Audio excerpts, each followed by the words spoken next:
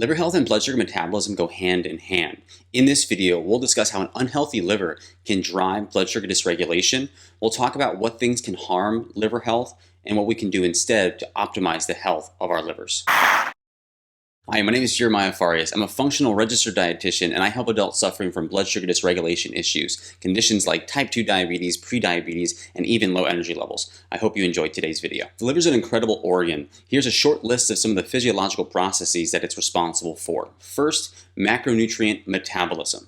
Another thing it's responsible for is blood volume regulation, lipid and cholesterol homeostasis.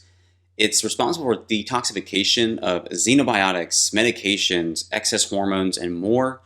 It supports the immune system.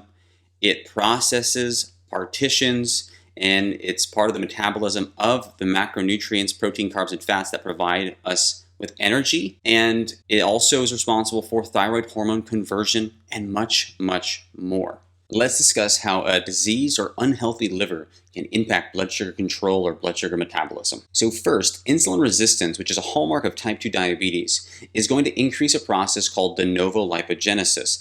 And increasing de novo lipogenesis rates is actually going to increase the risk of one then developing fatty liver disease. So both an insulin-resistant liver and a fatty liver are going to negatively impact how the liver functions. This is going to lead to a slew of health problems for an individual, especially when you consider all the roles that the liver plays in our body: thyroid hormone conversion, macronutrient partitioning, detoxification, and even more. However, the focus of this video is to discuss how a dysfunctional liver is going to impact blood sugar control and blood sugar metabolism. In the setting of an insulin-resistant liver, you're going to start to see elevated blood sugar levels and often poor sleep. Let's start with discussing why we start to see elevations in blood sugar when the liver is insulin resistant. As a reminder, insulin is a hormone that is released in response to carbohydrate consumption. Insulin is released from the beta cells of the pancreas, and the purpose of it being released is it is then sent to the liver, and it binds to the receptor, insulin receptor on the liver, to tell the liver, hey, all is well, there is fuel, there is energy on board. We do not need any glucose from you in this case. Now, that's how normal physiology works. In the state of insulin resistance, the hormone insulin, it goes to the liver as it's supposed to. However, because the liver is insulin resistant, it is not responding to the insulin. It can no longer bind and signal to the liver that energy is present and plentiful. So instead, the liver believes that we don't have enough energy. Therefore, let's start to release glucose, either from stored glycogen, or if we need to do a process called gluconeogenesis, where we're turning fats and proteins into glucose and continue to release them in the bloodstream. There's also a role of glucagon in this whole process, because insulin, in addition to signaling to the liver that fuel is plentiful, there are cells called alpha cells on the pancreas. Now, insulin is also supposed to signal the alpha cells that, hey, I'm being released, we're good, but the alpha cells can often become insulin resistant as well. And so they try to signal to the pancreas, the alpha cell of the pancreas, don't worry, but they don't receive that signal. So the pancreas also releases from its alpha cells glucagon. Glucagon further encourages the liver to release more and more glucose, produce more and more glucose via glycogenolysis, where we're releasing glycogen, but also gluconeogenesis. And this is why you see those with type 2 diabetes have higher and higher blood sugar levels, because the liver is continuing to churn out more and more. Now, I have a previous video that goes into what is insulin resistance, and so I'll link to it above if you want to check that out. Let's dive into how sleep is impacted by poor liver health. When the body is insulin resistant, the liver specifically, again, is insulin resistant, you're going to have decreased activity of an enzyme called glycogen synthase. Decreased activity of glycogen synthase is going to impair the liver's ability to store glycogen. Glycogen, as a reminder, is stored glucose, stored carbohydrate, and it's there to be used in the liver when it needs to, or released to balance blood sugar levels and more. When we sleep, the liver's responsibility is to maintain glucose levels as we're sleeping to give sufficient energy to various tissues, organs, cells, namely the brain. Brain energy requirements are nearly as high while we're asleep compared to when we're awake. I have another previous video that talks about how lower blood sugar levels can be the reason why someone is experiencing poor sleep. Again, I'll link to that above. Now, because the liver cannot store sufficient glycogen, blood sugar levels begin to dip. As blood sugars begin to dip past a certain amount, let's say around 70 milligrams per deciliter, counter-regulatory hormones are released, cortisol, adrenaline. When those are released to help increase blood sugar levels, you wake up. And so having an unhealthy liver, having a liver that is insulin resistant, is going to negatively impact your sleep and likely increase the amount of times that you're waking up due to low blood sugar levels. So we've discussed how the liver is connected with blood sugar metabolism and our overall health. In a moment, we'll also review what things can negatively impact the health of our liver. Of the many functions that the liver performs in the body, I'm curious, which ones were you aware of before this video, and which ones are you surprised the most with? Let me know down in the comments. If you're enjoying this video, getting value from it, please be sure to hit that like button. If you're looking for practical steps that you can begin implementing today to begin improving your blood sugar metabolism, be sure to download my free guide, 5 Steps to Improving Your Blood Sugar Metabolism. The link will be below. Now let's jump into what things can be negatively impacting the health of our liver and as a result also negatively impacting our blood sugar metabolism. The 5 things that we'll briefly discuss are: first, alcohol; 2, endotoxin; 3, stress or glucocorticoids; 4, polyunsaturated fats; and last, we're going to look at micronutrient or nutrient deficiencies and all of their contribution to poor liver health or liver dysfunction. Let's start with alcohol. The reality is alcohol is a toxin. It's not to say that one cannot consume alcohol and enjoy it, because there is going to be an optimal dose for each individual that's not going to result in health issues and liver damage. So the reason alcohol is problematic for the liver is the enzymes that are required to detoxify alcohol are the same enzymes required to activate a vitamin called vitamin A or retinol.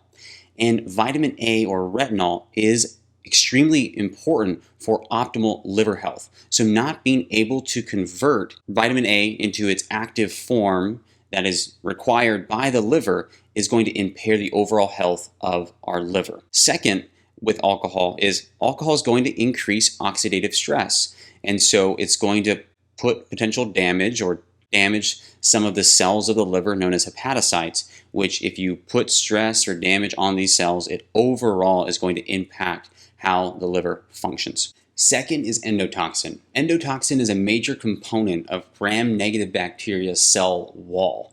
Now, when a gram-negative bacteria's membrane is ruptured or goes through a process called lysis, endotoxin is released. Endotoxin can cause something called intestinal permeability. Another term is leaky gut.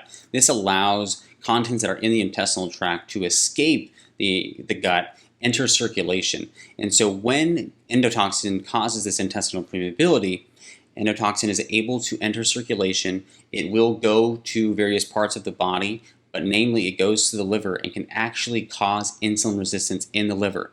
Endotoxin is uniquely toxic to the liver. It's required, the liver is responsible for detoxifying endotoxin. Endotoxin is also implicated in the development of NAFLD, which stands for non-alcoholic fatty liver disease. This also overall highlights the importance of eating a diet that is optimizing the health of our gut. We don't want to be consuming hard to digest foods that result in a variety or a lot of gastrointestinal symptoms. Third, let's talk about cortisol and its impact on liver health. Elevated cortisol levels have been implicated in the development of NAFLD, that non-alcoholic fatty liver disease. Now, cortisol and elevations or increasing cortisol can be a result of mental emotional stress, which we do want to be supporting and addressing. But cortisol can also be a result of what's called physiological stress. These can be from following certain dietary patterns. If one is fasting for extended periods of time restricted eating, or intermittent fasting, that has been shown in the research to also increase baseline cortisol levels. Restricting carbohydrates, following low carbohydrates, very low or ketogenic diets, has also been shown to increase baseline of cortisol levels. And this is normal physiology. We do want this to occur because When one is not consuming enough overall calories, enough carbohydrates, the body needs to produce glucose one way or another through that process I've discussed before, gluconeogenesis. I recorded a previous video that reviews whether or not one should skip breakfast or do intermittent fasting if they're looking to improve their blood sugar metabolism or diabetes. I'll link to that above. Fourth is polyunsaturated fats, specifically excessive amounts of polyunsaturated fats. Polyunsaturated fats are one of primarily three fatty acids. You have saturated fats, monounsaturated fats, and polyunsaturated fats. I've covered in a previous video how excessive amounts of polyunsaturated fats can impair energy production and negatively impact blood sugar metabolism. I'll link to that video above so you can check it out. So when it comes to polyunsaturated fats and liver health, the oxidation and metabolites of polyunsaturated fats, or PUFAs for short, are implicated in the formation of NAFLD, that non-alcoholic fatty liver disease. And interestingly, in studies where they inhibit the enzyme lipooxygenase, or LOX for short, the formation of NAFLD was prevented. What does this mean? So with the lipooxygenase being inhibited, you did not see the peroxidation of polyunsaturated fats like arachidonic acid and linoleic acid. So by preventing their peroxidation or their oxidation, you then prevented NAFLD from forming. This highlights that polyunsaturated fats and the oxidation of them are required for the formation of liver disease or fatty liver disease. And lastly, other animal models find that PUFA-rich oils can induce hepatic or liver oxidative stress and scarring when compared to more monounsaturated rich oils or fats. So the fifth and final thing that can negatively impact liver health is a nutrient deficiency in choline. Choline is a B-like vitamin, and choline is found in foods like egg yolks and liver. And a deficiency in choline can actually cause fatty liver disease or result in the formation of fatty liver disease. So choline is required to produce phosphatidylcholine.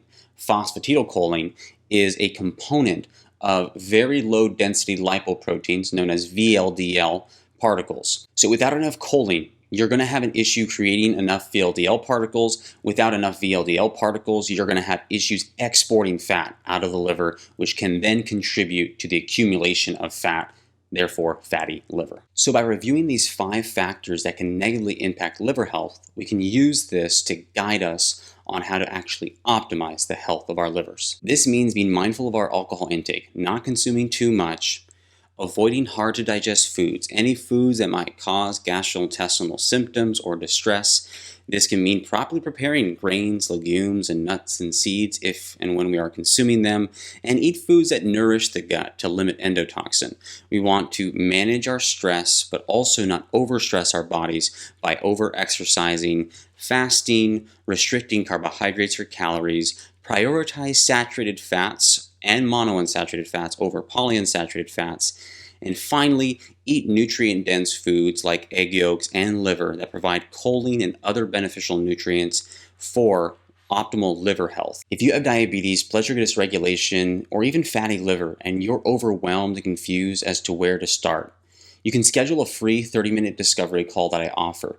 In this, you can learn how you can work with me and how I can help you accomplish your health goals. I am credentialed with a variety of insurance companies. You can check the link below to assess whether or not I accept your insurance. One nutrient I didn't mention but is also crucial for optimizing liver health is sufficient high-quality protein. You need enough protein because of the amino acids that they provide to optimize liver detoxification among other roles. And if you're interested, you can check out a previous video that I recorded that goes over how much protein should you be consuming to optimize not only blood sugar metabolism, but your overall health. I hope you have a wonderful day. See you next week.